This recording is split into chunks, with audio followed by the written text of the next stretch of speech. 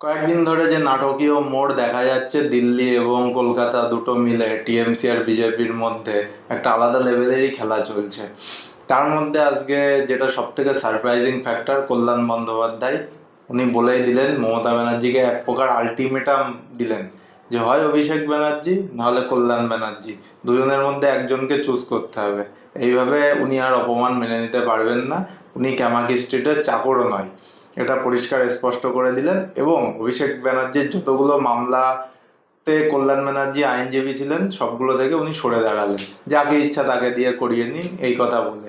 কারণ উনি বললেন 40 বছরের একজন সিনিয়র আইনজীবী এবং সিনিয়র পলিটিশিয়ানকে অভিষেক কোনো রেসপেক্ট দেয় না, ওনার শুধু অনলি রেসপেক্ট দরকার। এবং নিজে আরও একটা যে চ্যালেঞ্জ করলেন, ওনার মতো সৎ পলিটিশিয়ান খুব কমই আছে, অভিষেকের কারণে ওকে চোর চোর স্লোগানটা শুনতে হচ্ছে। তো এটা 40 বছর রাজনীতি করার পরে কোনোভাবেই কাম্য নয় যে ওনাকে চোর চোর স্লোগান শুনতে হয়। কিন্তু প্রবলেমটা এখানে না, প্রবলেমটা হচ্ছে যখন চুরি হয়েছে তখনও তো উনি টিএমসিতে ছিল। উনি হয়তো প্রতিবাদ করেছে কিন্তু চুরি আটকাতে ব্যর্থ হয়েছে, যেটা মমতা ব্যানার্জিকেও এই কারণে, সেম কারণে শুনতে হচ্ছে চোর চোর স্লোগান, এবং ভবিষ্যতে আরও জোরালো হবে হয়তো। তো অভিষেকের এই যে আচরণ, কল্যাণ ব্যানার্জিকে হট করে উনি ওনার মামলা থেকে আজ বাদ দিয়ে দিলেন, এটা কোনোভাবেই মানে রেসপেক্ট তো দেখাই না। এই জিনিসটার জন্যই আজকে টিএমসি দলের যে এই অবস্থা, এটা শুধু কল্যাণ ব্যানার্জি নয়, শতাব্দী রায়ও তার ইন্টারভিউতে আনন্দবাজার.কমকে একই কথা অনেকটা বলেছে। যদিও ওখানে উনি এতটা আক্রমণাত্মক হয়নি, একটা ধীর ঠান্ডা ইন্টারভিউ ওখানে তোমরা দেখতে পাবে, এবং অনেক কিছু ব্যক্ত করেছেন ওখানে। শতাব্দী রায়ের কথায় যদি আসা হয়, 4বারের এমপি 2009 সাল থেকে, সেম অ্যাজ কাকুলি ঘোষ দস্তিদার।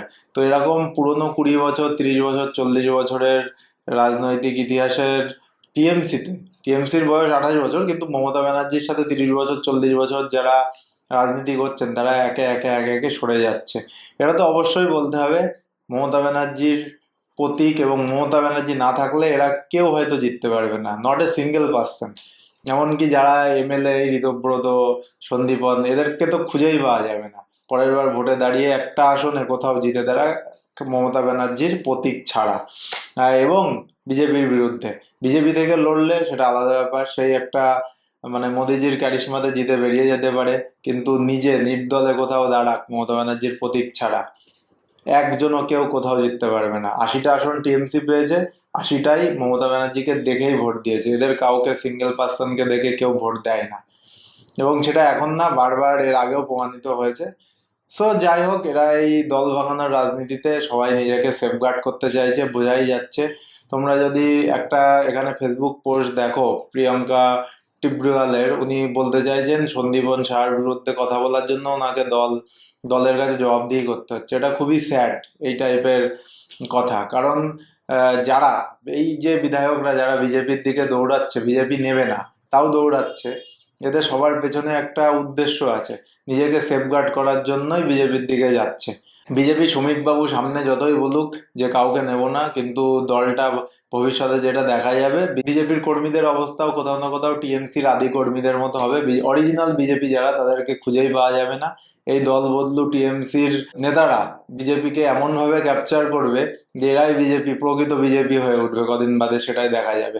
আর শুভেন্দু অধিকারী তো আছেই, শুভেন্দু অধিকারীর হাত ধরে সবাই ঢুকবে। সামান্য মন্ত্রিসভাকেই দেখা হয়, Arjun Singh labour minister, transport minister, Suvendu Adhikari রাজ্যের মুখ্যমন্ত্রী, মানে তারপরে শঙ্কর ঘোষকে যদি পর্যটন শিল্প দেওয়া হয়, নিশীথ প্রামাণিক, মানে এই টাইপের যত নামগুলো আছে, হয়তো বিজেপিতে অনেকদিন আছে কিন্তু অরিজিনাল বিজেপি 2-4জনই মন্ত্রিত্ব পেয়েছেন। যেমন দিলীপ ঘোষ পঞ্চায়েত মন্ত্রী, অগ্নিমিত্রা পল, যার এর আগে রাজনৈতিক হিস্ট্রি ছিল না, উনি বলা যায় প্রথম মানে অরিজিনাল বিজেপি।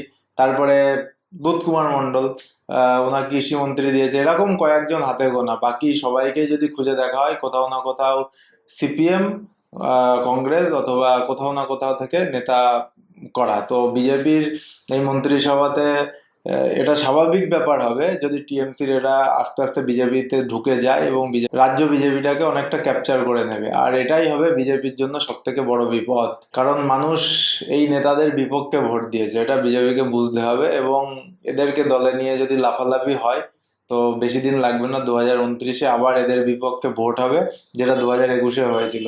এই দল বদলের জন্য বিজেপিকে 5 বছর আরো ওয়েট করতে হলো, না হলে 2021-এই হয়তো বিজেপি জিতে যেত। কিন্তু এই টিএমসিরা যদি বিজেপিতে যায়, হয়তো দেশের স্বার্থে এবং যেটা বড় বড় করে দেখা যাচ্ছে কাজ করতে চাই এমপিরা, এত বছর 15 বছর ধরে কাজ করতে পারছিল না, এগুলো কোনোভাবে বিশ্বাসযোগ্য নয়। তো এনডিএ তে সামিল হতে চাইছে যারা, তারা পরের বার এই মুহূর্তে হয়তো নিয়ে নেবেন মোদিজি, কারণ বিজেপির অ্যাকচুয়ালি দরকার, এমপি সিট দরকার, নিয়ে নেবেন, কিন্তু ভবিষ্যতে এদেরকে হয়তো টিকিটও দেবেন না, জাস্ট টিএমসি পার্টিটা ভাঙার জন্য।